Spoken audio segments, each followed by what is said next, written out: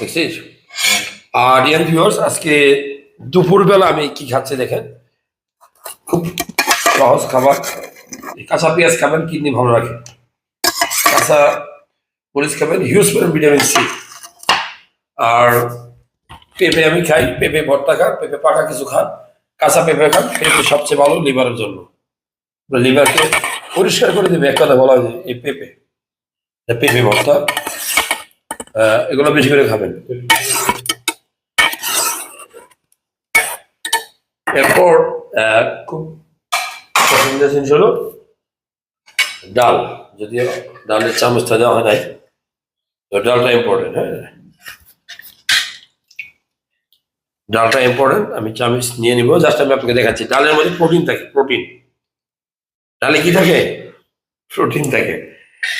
সাথে যদি এরকম লাল মরিচ আপনি খেতে পছন্দ করেন,